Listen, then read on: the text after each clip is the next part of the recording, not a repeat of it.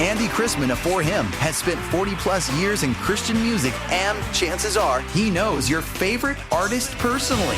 Now he's bringing you their stories. I'm Andy Chrisman. In his new podcast, 1 Degree of Andy, he sits down with the voices behind the songs for real, honest, and faith-filled conversations you won't hear anywhere else. That's a great question. If you love Christian music, this is your backstage pass. The 1 Degree of Andy podcast. Listen now to 1 Degree of Andy wherever you get your podcasts.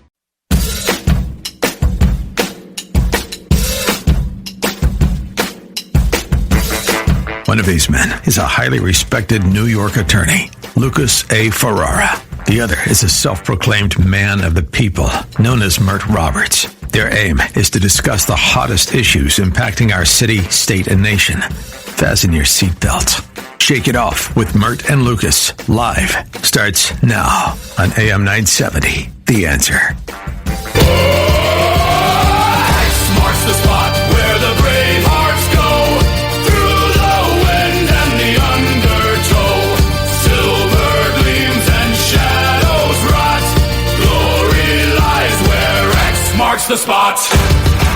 What is the name of that one, Alex? That sounded like a SpongeBob episode or something. X Marks the Spot by Alana Jordan. It almost sounds like a St. Patrick's Day song, too. Yeah, it sounds like that, too. Well, it's a perfect song since we're going to talk about maps.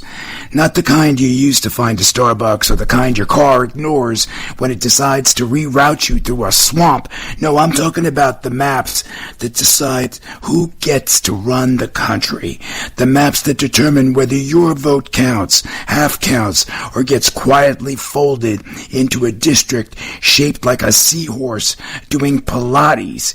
Yes, ladies and gentlemen, it's redistricting season. It's a time when both parties pretend to be shocked that the other side is trying to rig the political geometry. And this year, the stakes are higher, the shapes are weirder, and the quotes are juicier. This isn't a story. It's a continental breakfast of political absurdity. Got any thoughts about this ridiculous redistricting battle, Mert? Yeah, it's a magic trick. Hey, you see the black vote? Now you don't. It's where'd it go? Where'd the black vote go? I don't know. It's a magic trick. Oh, my goodness. But listen, the black vote does not disappear, Mert. That's a bit of an exaggeration. Oh, you're funny for saying that. That's exactly what's going to happen. But I understand it. This is what you're supposed to do because there's no way that a lot of these conservatives see that they can win the minority vote. So it's smart to try to redraw the lines because it's allowed by law, especially now. So I don't have a problem with it. This is on other communities who have a problem with the political process to get involved to prevent this stuff from happening. When people are smart and they use the government to do their bidding, you cannot be mad because it's all equal access. Now, I know that's not technically true, but in reality, it is true. Everybody can participate. There's a lot of people out there who are choosing not to, and now they're waking up today, and they're upset, and they're mad, and they're saying, well, how could they do this? Well, if you go to school, a basic high school class will teach you all this stuff. Now, I didn't pass that class with an A. I might have got a C. I might have got a C or a B in that class. Well, C is passing, no? Yeah, but it's like if you're smart, that's not a real good grade. But if you were in any kind of civics high school class, talks about history, you would understand how some of this stuff works. And all it takes is us participating, and they can't take your little rights away. But if you don't participate, all of a sudden, the map is going to look like a plate of spaghetti because it's going to be one thing over here, one thing over there. Yep. And all of a sudden, they're going to have all these seats, and there's nothing you can do about it because they use the law. So you can't get mad at Republicans for using the law when you have the same opportunity. Well, the Democrats are using the law, too. You see what they did in California? They redrew everything over there, too. Now, but here's the interesting part. While politicians fight over these maps like they're the last slice of pizza at a campaign fundraiser, voters across the country hate the whole process. Not dislike Mert. They hate it. and we've got the numbers to prove it. Ready? A major national survey by Common Cause and Noble Predictive Insights, one of the largest redistricting polls in the country, found something remarkable. Americans, by and large, hate partisan map drawing. 77% of Americans support independent redistricting, not political. That includes, by the way, Mert, 76% of Democrats, 57% of Republicans, and 72% of independents. Even 60% of Trump voters in 2024 oppose these mid-decade redistricting moves. So this has to be viewed as a miracle to see these kind of numbers expressing distaste for the games that politicians are playing right before our very eyes. Sometimes I hear about you. I hear you talk about these polls, and sometimes I wish on these polls they could have an option that said, I don't know what this poll is talking about. Because I really think that sometimes with these polls... You don't believe polls either, huh? No. I'm saying that some of these polls, they might not have too many options, so they just pick something to sound like they're smart, and they don't really know what they're picking. Yeah, so with the studio audience. Calm down, studio audience. So with these polls... I think people are saying they're upset. Well, I don't really think they're paying attention because this stuff is taking place. And then when everybody translates it into English where everybody can understand it, now they want to get upset. But I think if you were paying attention, you would have already known this. You wouldn't be blindsided. They don't do things in the dark. You could see this coming from a mile away. What was they doing with tech? What was the origin of all this nonsense? What state were they redrawing stuff? Was it Texas? Here in New York they tried to, but the judges stopped them here in New York. Yeah, I get what you're saying, Mert. I think it was Trump was trying to instigate it, and this is sort of backfiring a little bit. But look, there's another poll. I know you love polls, so let me throw this in. Another poll from Reuters found that 55% of Americans say partisan redistricting is bad for democracy. And only 18% say it isn't. So, Mert, when 55% of Americans agree on anything, okay, that's significant. But then you've got politicians like Newsom out in California who shamelessly ignores the will of the American people. Americans are saying hands off, but the politicians are way too hands-on. See? And the audience agrees. They should be ashamed. They should be ashamed of themselves. And you seem to think it's okay. Come on, Mert. Well, it's all okay because it's the laws that we put on the books. That's the system. We got to operate by... You're a lawyer. You should know this better than anybody. But what about the will of the people? The will of the people saying don't play games with the maps. Well, you just heard the numbers. You just heard the numbers. You're ignoring the numbers, just like the politicians are ignoring the law. How's that for interesting, Alex? Do you notice? Well, hold on a second. I'm not about to let you try to manipulate me and put me in a chicken or the egg situation. Which one came first? Who's talking about chickens or eggs? I don't know. Where's he coming from? With this situation, we know which one came first. The laws came first. So the people supported the law. Now, if they don't like the law, the people should do something to rewrite it or to change it. But they're not doing that, so the Republicans have done something because they want the law to go further. And they want to be able to do it with more freedom.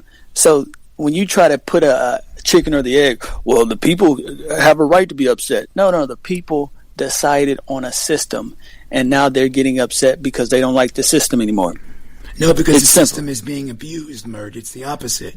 They're saying hands off on the maps. Okay, you're misinterpreting what the people are saying, which is common for you. You don't like dealing with the facts. You like going off in some rabbit hole, as Dr. Vermani aptly diagnosed you, Mr. Rabbit Hole. So I think you're a part of this group of the people then, who don't understand that you have a responsibility to participate. I don't want to hear you complain when things aren't going your way, when you're sitting on the sidelines doom scrolling. If we want to bring up the doctor, that was one of her favorite terms, doom scrolling and YouTube and looking at nonsense all day. Get out there and participate, and they won't be able to redraw lines and upset the likes of Mr. Ferrara, who sits in his ivory tower with his millions of dollars. They wouldn't be able to do this type of stuff. If you Alex, pay attention. He's disparaging me, and he's attacking me. Alex, are you going to just sit there and allow him to do that? Oh, I'm having fun with this. Are you kidding me? I love this back and forth. Play your little sound effects to help him out. Oh, or my something like goodness. I don't know. Look, in Virginia, the voters approved a referendum to change how districts were drawn. They said yes with enthusiasm. Then a judge stepped in and said the ballot language was, and this is a quote, flagrantly misleading. That's a Judge Jack Hurley, who apparently believes that voters of Virginia are wandering around in a fog. The state's Attorney General, Jay Jones, was unamused. He fired back. Virginia voters have spoken, and an activist judge should not have veto power over the people's vote. But then the National Republican Committee Chair, Joe Grutters, jumped in and accused Democrats of a blatant power grab, which is adorable, because accusing the other party of a power grab during redistricting is like accusing a shark of being too enthusiastic about swimming. This whole thing is a big mess, Mert.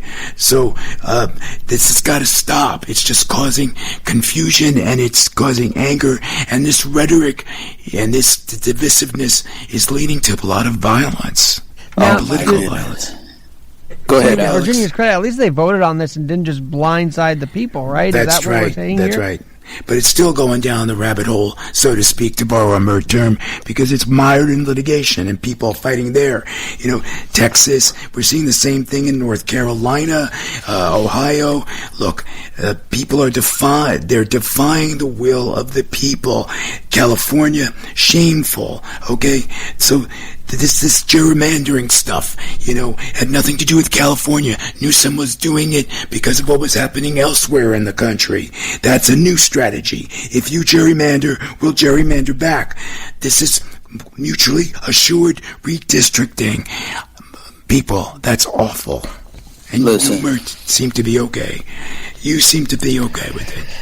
Listen, I don't need you to try to speak for me, because I didn't hire you. That's out of my price range, so I don't want you trying to defend me. I'm going to say this, and your little sound effects, they can go away too. I'm going to say this. They're perfect, Alex. Keep them coming. This whole fiasco comes down to this. I'm going to simplify it, because Lucas uses a whole bunch of big words and a whole lot of fancy sentences. They don't want to lose control. We know who we're talking about. The Republicans. When you try to bring up Gavin Newsom, that's just a deflection tactic, and it's not going to work here. Because this is all about Republicans trying to keep their little edge that they think they have, but they're going to lose it because they're so unpopular. It's going to happen one way or another. See, all these redistricting efforts, it's my theory. I could be proven wrong. At the end of the day, it's still not going to work. Because I already see the wheels turning in people's heads. We seen it last week when you were critical of Trump. Both you and Alex were critical of Trump. The tides are turning in this country. You can redraw the maps today, but guess what happens? It's written in pencil. So the Democrats, they're just going to come back and redraw all of it. And then Republicans who are fighting for this now, they're going to be so upset. They're going to be crying. How could they do this? The stuff you claim that people are doing now is going to be 10 times worse when Democrats really start to redraw some stuff once they get back in office and get back in power. Because the way things are going in this country right now, all this talk about gerrymandering is just a smoke screen. It's smoke and mirrors. It's a bunch of BS, because I know what's going on. The Republicans are desperate. They see that MAGA is falling. It's on its last legs. And this is one of the last opportunities for traditional Republicans who aren't MAGA but have been bowing and, riding the gravy train. They're trying to figure out a way. How can we keep some semblance of what we used to have before Trump I know how we can do it. Let's redraw the maps. But it's not going to work. I've seen it. I've seen you and Alex turn on MAGA. It's going to be a bloodshed. I think it's you're exaggerating. We did not. Alex, are you going to let him speak for you like that? We did not turn on MAGA. We just took issue. No, and I don't think we always criticize Trump. I think we just hold him accountable when we need to. Yeah, we were just criticizing one particular aspect of policy. But the fact that and I think the Democrats do more, the fact that they think they can just draw the lines to include 12,000 counties, that's the part that gets me, Mert, is that at least the Republicans are a little more modest about it. Yeah. Well, you know why? Because the Democrats are desperate, that's for sure. Now, let's be honest. If aliens landed tomorrow and asked how America chooses its leaders, we'd have to explain, we draw maps, then we argue about the maps, then we sue each other over the maps, then we redraw the maps again, then we argue over the new maps, then we sue each other again, then we hold election based on whichever map survived the lawsuits, and then we start over. Mert, that's not a system, that's a hobby, and it's a dysfunctional one at best, if you want to describe it. And the shapes. Some districts look like salamanders. You called it spaghetti. Some look like broken umbrellas. Some look like a toddler who tried to draw a unicorn while riding in the back seat of a Jeep. This whole thing is gross. It's grotesque. It has to stop. And I'm surprised you're not in protesting over this. No, because I support it because I see what's more going indignation. On. Yeah, that's the way I was looking. More indignation. I support it because I know what's going to happen. The Republicans, they feel like this is a victory right now, but it's going to blow up in their face, and there's going to have to be a new era of Republicans who can't be traditional and be anti this and anti that and let's go back to how things used to be. It will be no more Make America Great Again, which I have no problem with. If you want America to go back to what it used to be. You notice, Alex, that he's focusing on the Republicans and it's not saying a word about his comrades who are turning socialists and who are turning communists. Notice how he's quiet about the Democrats who aren't really Democrats. That's why I'm talking about the Democrat side, because I think, Mert, if you look at the counties that the Democrats want, a lot of people in those counties probably are like, no, we don't want this. That's why, as Lucas is saying, there are lawsuits in Virginia right now as we speak. There are lawsuits all over the country having to do with this, Alex. Listen, I didn't go to school for gerrymandering and redrawing districts and all that stuff. So you guys can act like you are the guys who have mastered this. I'll let you get away. You probably know 10 times as much as I do. But I have the real knowledge. The real knowledge, what's really important is understanding anytime you start to invoke the law, to change the law, it's desperation. This is all desperation. I'm not going to be blinded. And the Democrats are certainly desperate, that's for sure. No, they're retaliating. I heard about the Republicans doing all this nonsense, and then the Democrats in retaliation are trying to keep up. The Democrats are disarray because I don't think they know who they are anymore. Look, America is a nation of 330 million people, Mert. We have supercomputers, we have satellites, we have AI, we have GPS systems that can tell you the exact location of your AirPod, and yet we cannot draw a congressional district without triggering a constitutional crisis. And that, my friends, is the joke. That's the satire, and that's the tragedy here, and that's why this story matters, because behind the humor, behind the absurdity, behind the salamander-shaped districts and the lawsuits and the quotes is a simple truth. If you control the map, you control the country. And right now, both parties are fighting over the pen, and we, the American people, may end up coming out the losers. You want to know something else we don't have to fight about? This is episode 95 of Shake It Off with Mert and Lucas Live. This is Lucas Ferrara with me in the studio at AM 970. Located in the heart of the financial district in downtown Manhattan is my co-host, Mr. Rabbit Hole, Mert Roberts. He's also affectionately known as the Murdenator. Working the board, none other than Alex Garrett. He's got a 5-star rated podcast, One Leg Up with Alex Garrett. Please check it out. And of course, we must not forget Hermine Santos, who is back in master control. Thank you, Hermine. When we come back, we'll be joined by Dr. Jared Cooney Horvath. He's the author of Digital Delusion, and he'll cut through the digital delusions the way most people wish their tech leaders and policymakers would. Me, Mert, Alex, all of us at AM 970, we return after after these quick messages. Have you been sufficiently teased? Because after the break, Dr. Horvath will be bringing the kind of straight talk on screens, brains, and the hidden costs of our digital world that will likely make a lot of people uncomfortable. You don't want to miss it. And shadows rot. Glory lies where X marks the spot. Over the last 30 years, Newman Ferrara, a New York City law firm, has evolved into a national practice focused on real estate, commercial, litigation, civil rights, class actions, and other complex litigation, representing many of the city's largest property owners, managing agents, and thousands of tenants. Newman Ferrara handles some of the nation's most significant class actions and civil rights matters. Newman Ferrara at 55 East 59th Street, New York City. Go online to newmanferrara.com. That's newmanferrara.com. Listen to the firm's name partner, Lucas Ferrara, every Saturday at 10 a.m. on Dottie Herman's longest-running real estate radio program, Eye on Real Estate on AM 970. A real estate lawyer for 35 years, Lucas is a professor at New York Law School and is also a published author with books on real estate and New York's landlord-tenant law. Tune in Saturdays at 10 a.m. to hear Lucas's unique perspective and advice on Eye on Real Estate. What does the perfect celebration look like? Great weather, great company, and unforgettable views. Just imagine your birthday, anniversary, or company party set against the iconic New York City skyline.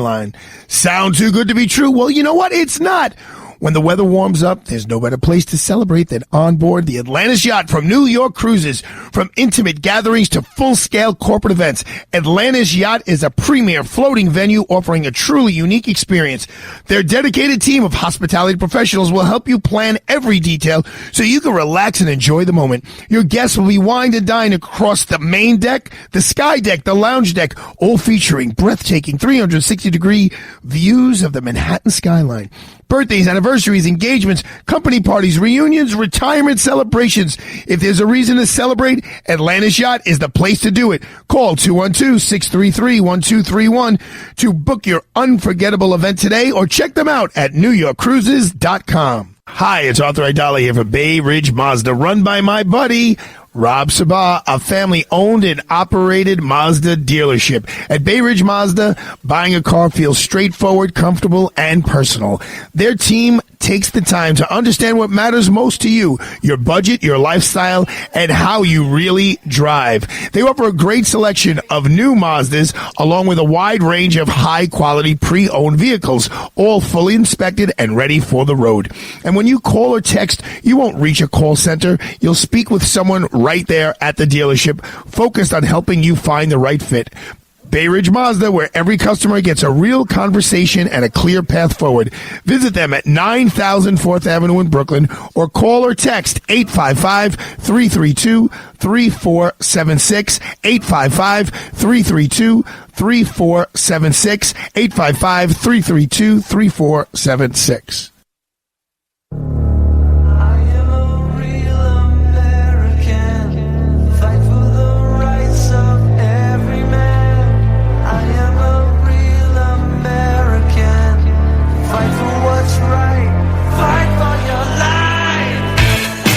Welcome back to Shake It Off with Mert and Lucas, live on AM 970, The Answer.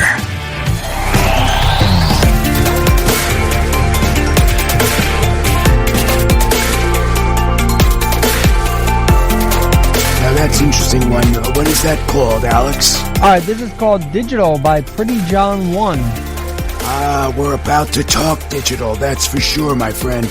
Dr. Jared Cooney Horvath is an internationally recognized cognitive neuroscientist who specializes in how the brain learns, pays attention, remembers, and responds to the world around it. He's a Harvard-trained researcher and award-winning educator. He spent decades studying the gaps between what we think helps us learn and what the science actually shows. His work has taken him from classrooms to corporate boardrooms to to global policy discussions where he translates complex brain research into clear, practical insights anyone can use. He's the author of The Digital Delusion, a provocative research-driven look at how classroom technology, despite all the hype, often undermines learning, focus, and long-term understanding.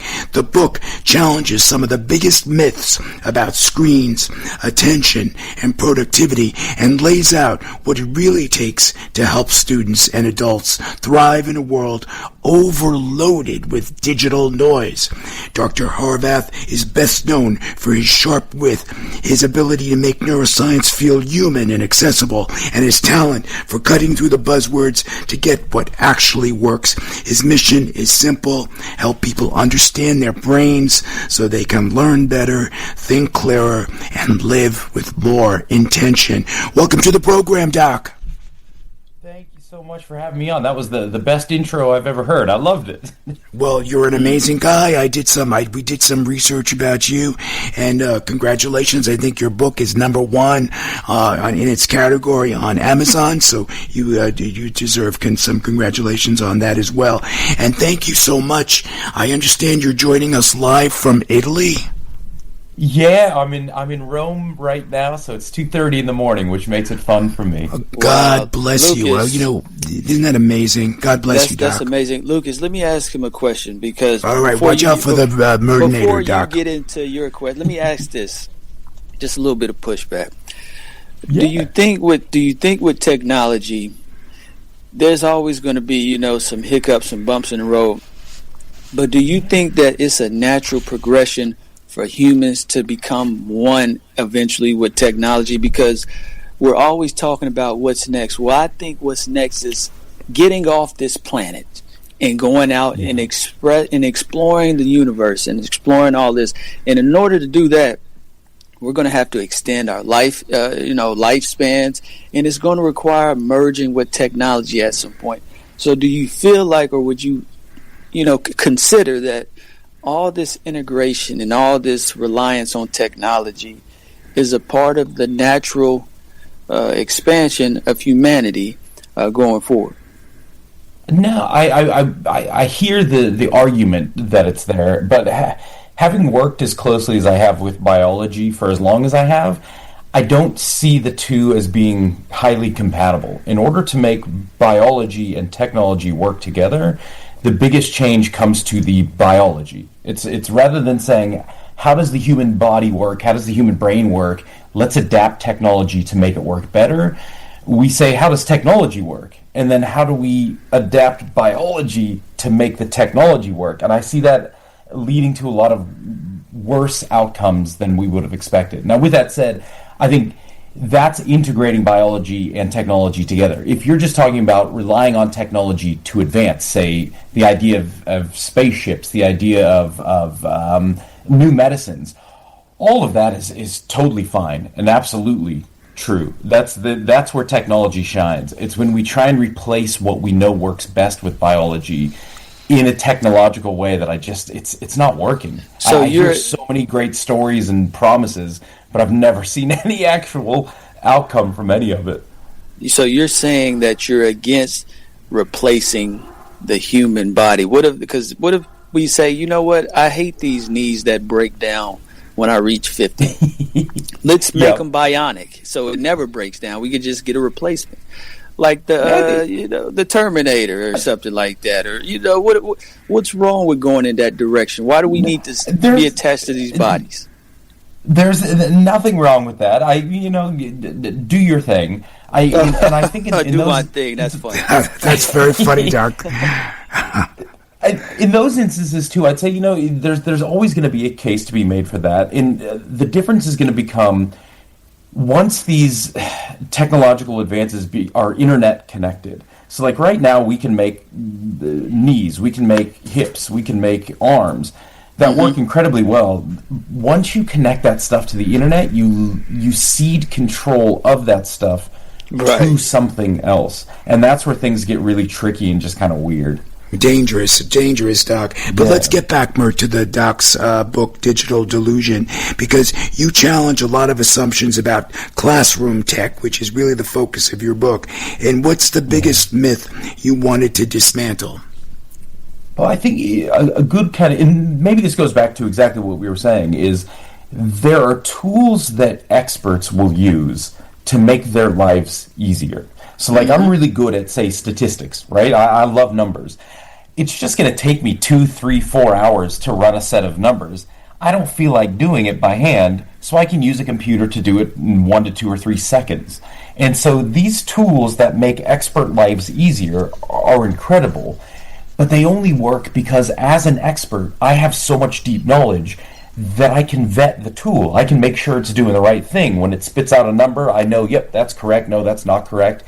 But the tools we use as experts are not the tools a novice, a kid, a child should use to learn how to become an expert. That's a whole different ballgame. So I think the biggest myth is mistaking the process of production with the process of development and assuming our kids should be doing the same thing we're doing.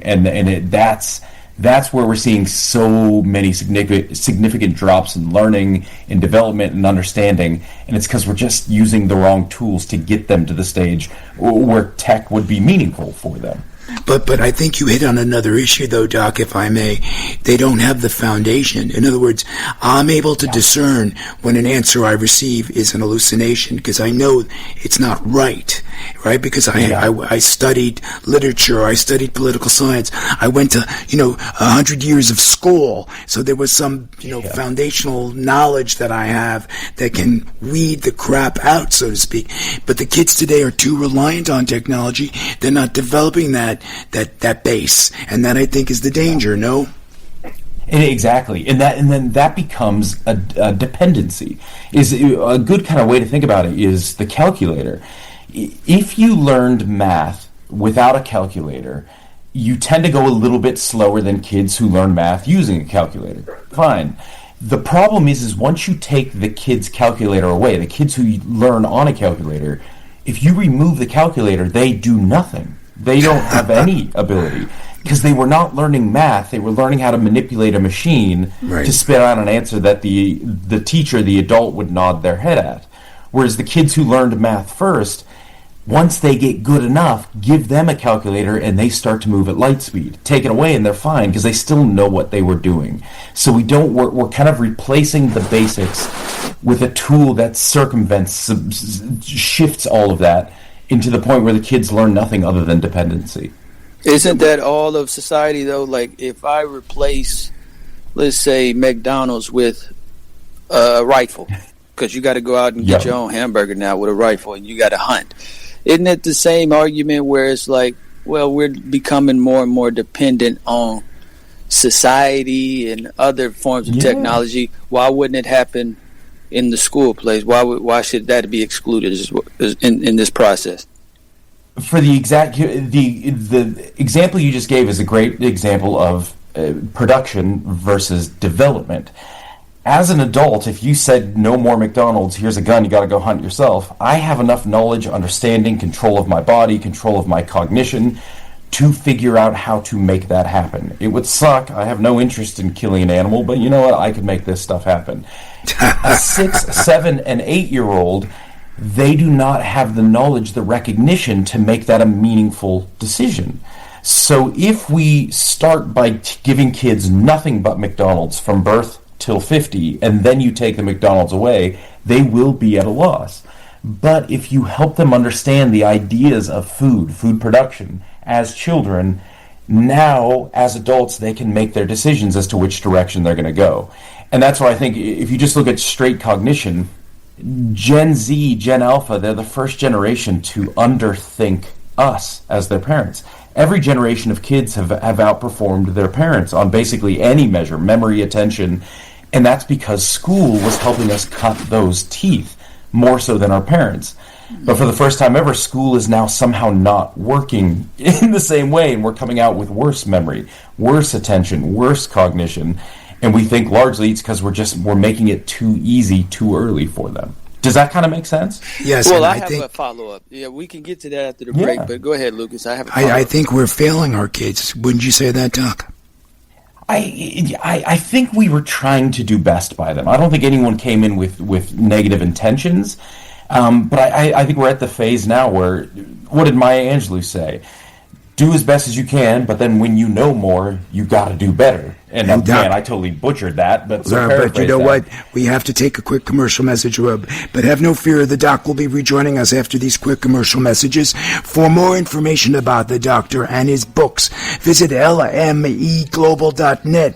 You'll find his latest work, Digital Delusion, on Amazon and wherever books are sold. We'll have the link posted on our website, shakeitofflive.com. Mert, Alex, and I hope you'll stay tuned. We promised you straight talk, and we're delivering. After the break, Dr. Horvath will explain exactly what our digital habits are doing to our attention, our learning, and our future.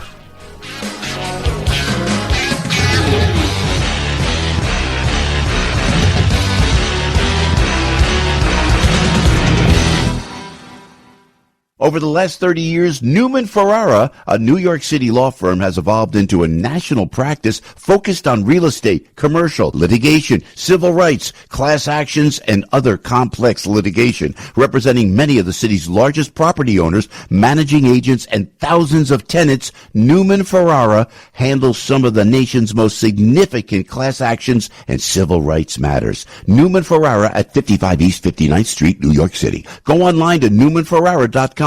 That's newmanferrara.com. Listen to the firm's name partner, Lucas Ferrara, every Saturday at 10 a.m. on Dottie Herman's longest-running real estate radio program, Eye on Real Estate, on AM 970. A real estate lawyer for 35 years, Lucas is a professor at New York Law School and is also a published author with books on real estate and New York's landlord-tenant law. Tune in Saturdays at 10 a.m. to hear Lucas's unique perspective and advice on Eye on Real Estate. Hi, Kevin McCullough. Wish there was an easier way to navigate the world of real estate. If only there was a way to learn from the best. Well, now there is. Saturdays at 10, our very own Dottie Herman, Vice Chair of Douglas Elliman, gives you the inside track to what is hot in real estate. Stay one step ahead in today's seller's market as Dottie gives her tips on how to make it through the tricky waters. Doesn't matter if you're new to the game or a seasoned vet, you need to listen to Eye on Real Estate. Dottie and her team of experts will guide you as sellers and buyers to make sure you're getting the best value for your property. Whether you want to become a real estate agent or work within the business, there is no better person to learn from than the great Dottie Herman. Why? Because she is the best. Period. So tune in, Eye on Real Estate, Saturdays at 10 on AM 970 The Answer. That's Eye on Real Estate, Saturday mornings at 10 o'clock on AM 970 The Answer. In his new movie, The Dragon's Prophecy, Dinesh D'Souza brings the new Middle East into focus with a message of perseverance, faith, and a shared global destiny. Could the fate of the world, of humanity itself, be somehow tied to this place? At long last, we have peace in the Middle East. Israel and Christians are coming together in a way they have never been before, since the book of Acts. But is this the end of Hamas and radical Islam? What does the Bible say? We have to become fighters in the spirit for God. We don't accept what the enemy wants to do with our culture. We don't accept what he wants to do with the nation. If we keep fighting, we win. Powerful, prophetic, a must-see movie based on Jonathan Cahn's international bestseller, The Dragon's Prophecy, combines history and scripture with faith, justice, and renewal. The Dragon's Prophecy, a new film by Dinesh D'Souza, now available on Amazon, YouTube, and iTunes.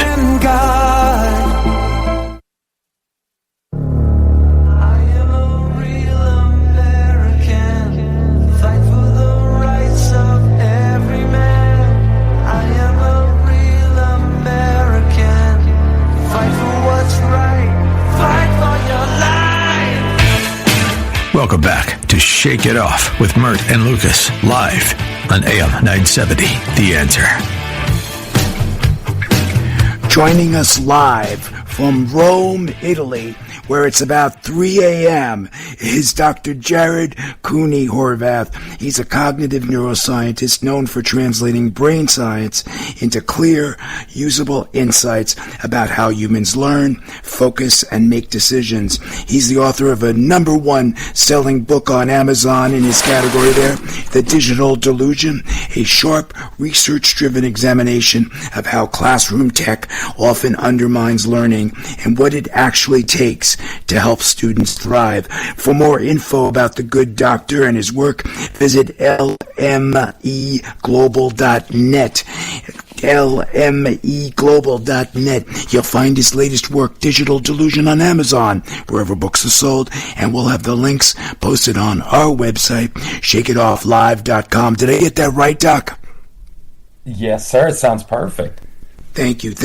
I think the Murdinator has a follow-up or comment or question. Yes, yeah. And we could get into more of what you're here to promote in a second, but I want to ask one follow-up question, because you said something about children using calculators versus children who don't use them. Do you see any spaces in society where the slower kid would have an advantage? Because most areas in this country, or most, spaces, using technology is encouraged. So do you see any areas in life today where the person who just does it without technology has an advantage? Yes. This is going to sound totally weird, but I would say at the upper echelon of basically every field, anyone who can do it analog ends up outperforming those who can do it digital. Digital seems to be a really good production tool in the middle zone. So if you're a novice, avoid it. If you're a super expert, you typically don't need it. It's kind of the middle of the road stuff. Tech is like, yeah, I can make this easier, better, faster for you. But if you go into like any sciences, say neuroscience, it's the people who still do things basically by hand, or who built the machines that everyone else is using. They're at the cutting edge. They're the ones doing the strongest work. They're the ones who rely not least on tech, but don't offload as much to tech as everyone else. You know what I wanted to ask you, Doc, since you're in neuroscience? I've been hearing that kids aren't being taught to write anymore. Does that have any impact on their cognitive development at all? Yeah, so it's the brain, all of biology is so highly interconnected.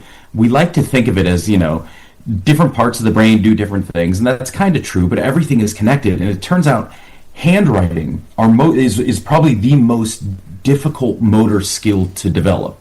And when you develop that, it develops all of your literacy circuits within the brain. So kids who learn how to handwrite, they don't just handwrite better, they read better, they comprehend better, their recognition of languages writ large becomes better. So by all means, that was one of those things where we thought we don't have to write anymore, but by removing the difficulty of handwriting, we actually lowered the ability to comprehend and literacy levels. So this is one of those great things where it's who needs cursive, right? No one writes cursive. But it turns out cursive is a stepping stone to all these higher order skills that if you lose that, you can't develop the higher ones. So are they bringing back writing, Doc, or is this going to take a while? Because this is ridiculous.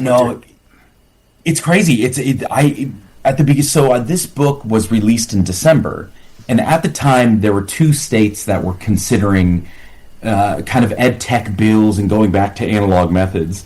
Since December, 23 states have already put up bills now about ed tech and analog learning. So it's moving so fast that, a lot of schools are recognizing now is the time to say, hey, mea culpa. We made a mistake on going so digital so early. Let's go back to these kind of handwriting. Let's go back to reading from textbooks. Let's go back to actual classroom discussions. And so, I think we are making that swing back, which is really beautiful to see.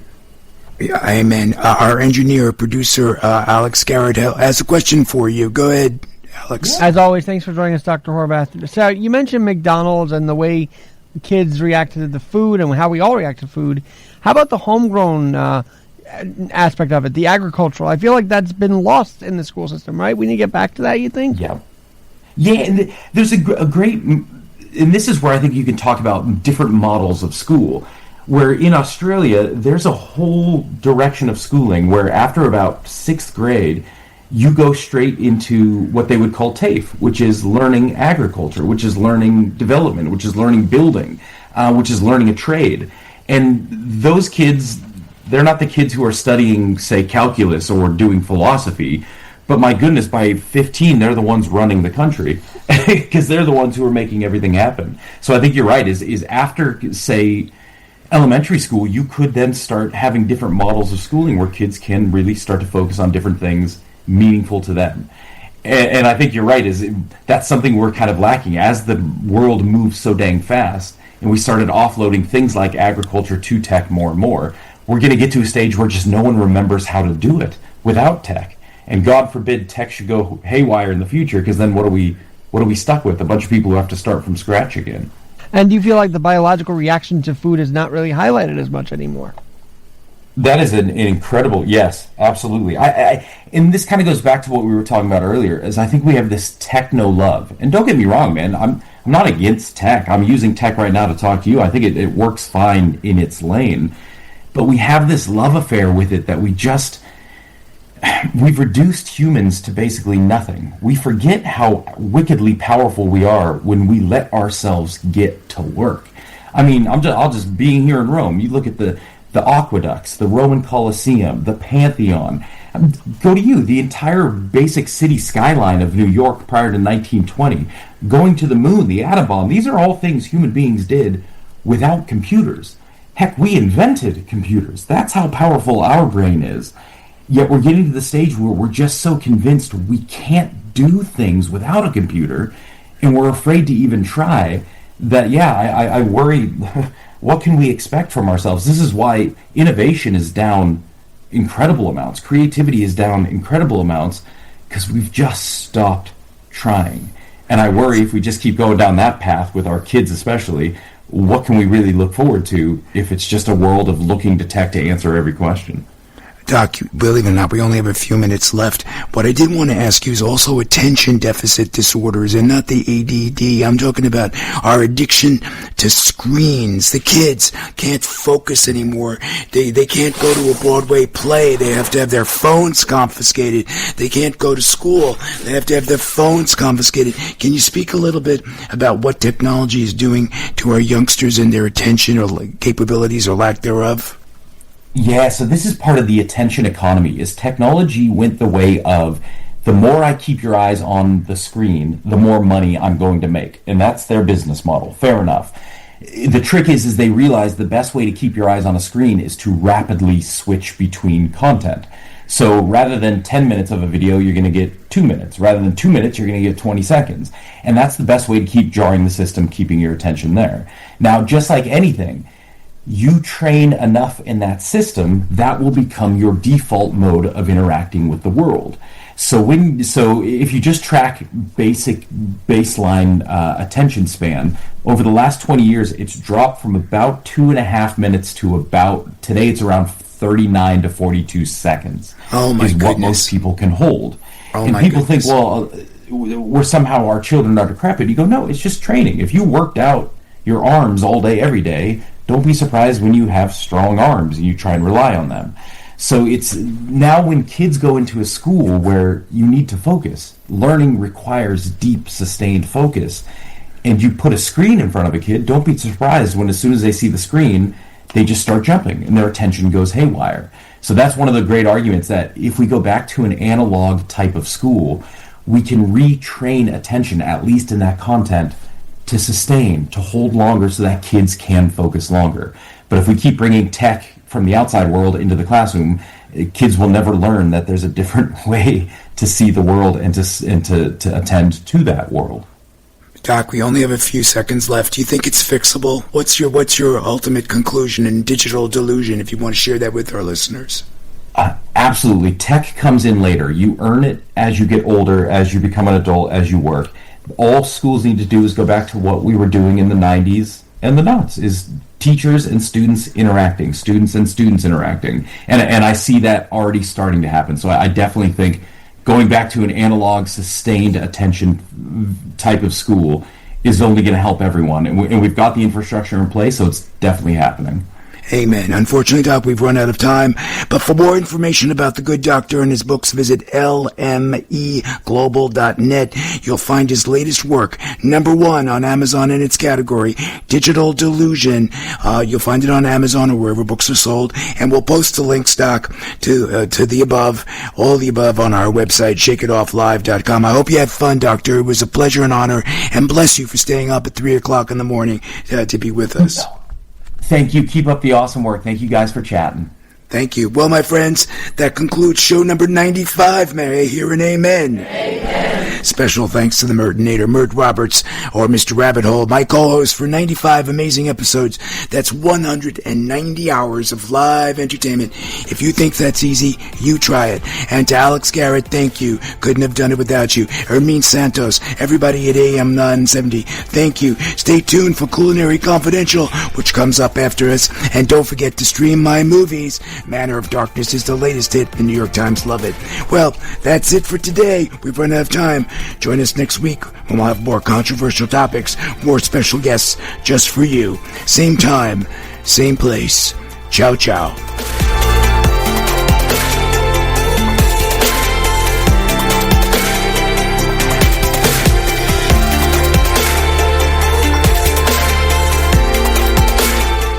The preceding program is sponsored by Shake It Off Live, LLC. Andy Chrisman of For Him has spent 40 plus years in Christian music, and chances are he knows your favorite artist personally. Now he's bringing you their stories. I'm Andy Chrisman. In his new podcast, 1 Degree of Andy, he sits down with the voices behind the songs for real, honest, and faith-filled conversations you won't hear anywhere else. That's a great question. If you love Christian music, this is your backstage pass. The 1 Degree of Andy podcast. Listen now to 1 Degree of Andy wherever you get your podcasts.